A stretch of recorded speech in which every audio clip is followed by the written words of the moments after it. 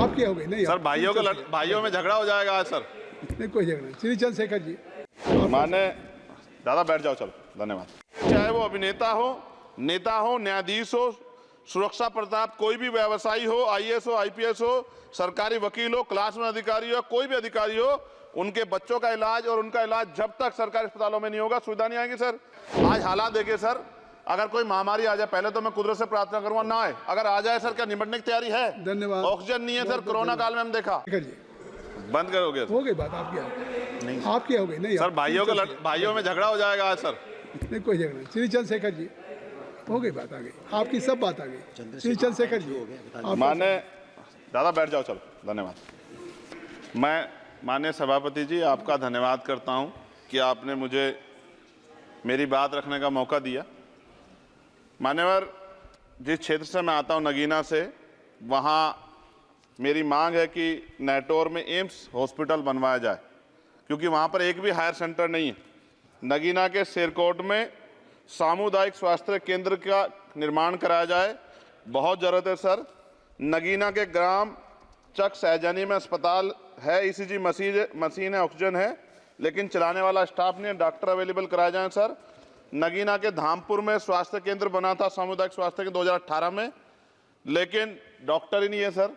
तो डॉक्टर नहीं होंगे तो लोगों की जान जाती है, इसलिए आपसे मांग है कि ये इसको पूरा किया जाए। नगीना के जलालाबाद कस्बे में सरकारी अस्पताल की ज़रूरत है। नगीना के शोहरा कस्बे में सीएससी में एक्सरे मशीन और अल्ट्रासाउंड मशीन ही नहीं सर। शोहरा में एक भी सरकारी एम्बुलेंस नहीं है, उसकी व्यवस्था होनी चाहिए। सहसपुर नगर में मात्र एक प्राथमिक चिकित्सालय है और वो 6 बेड का, 2 बजे के बाद डॉक्टर नहीं मिलता, कोई महिला डॉक्टर नहीं है, बहुत परेशानी होती है क्षेत्र के लोगों को। नेटौर में सरकारी हॉस्पिटल में एक्सरे मशीन नहीं है और गायनोलॉजिस्ट भी नहीं है सर। साथ साथ कोई नाइट शिफ्ट में कोई डॉक्टर नहीं मिलता सर, मैं जाके कई बार मैंने देखा है।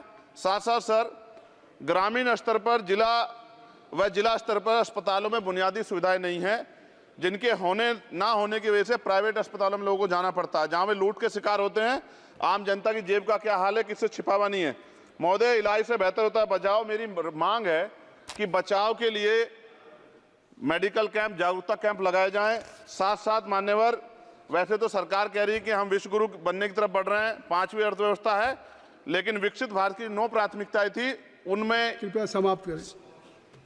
कर देता हूं सर, 1 मिनट दे दीजिए बस। 1 मिनट। स्वास्थ्य को नई जगह दी गई, 3.3 लाख करोड़ की जरूरत थी, लेकिन दिया 91,000 करोड़। और दवाइयों के दाम बेतहाशा बढ़ रहे हैं सर, गरीब की जेब कटती है।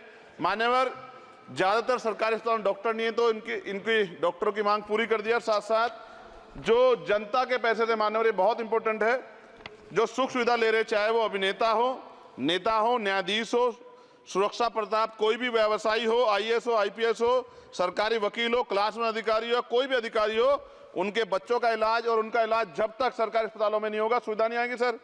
और मेरी आपसे मांग है सर, 1 मिनट सर, खत्म कर रहा हूं। हम लोग लेटर लिखते हैं सर अपने क्षेत्र के सदस्य, उनके लिए, मरीजों के लिए। अगर एम्स जैसे हॉस्पिटल में सुनवाई नहीं होगी सर, क्या फायदा होगा उस लेटर का? इसलिए मेरी आपसे मांग है, आज हालात देखिए सर, अगर कोई महामारी आ जाए, पहले तो मैं कुदरत से प्रार्थना करूंगा ना आए, अगर आ जाए सर क्या निपटने की तैयारी है? धन्यवाद। ऑक्सीजन नहीं है सर, कोरोना काल में हम देखा।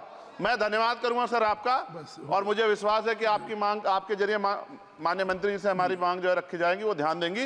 जय भीम, जय भारत, धन्यवाद सर। मैं सभी माननीय सदस्यों से अनुरोध करूंगा कि जो माननीय सदस्य के शून्य प्रहर में बैलेट में आए थे और जो स्वास्थ्य संबंधी है, उनके लिए अध्यक्ष जी ने कृपा की है कि सभी को अवसर दे दिया जाए।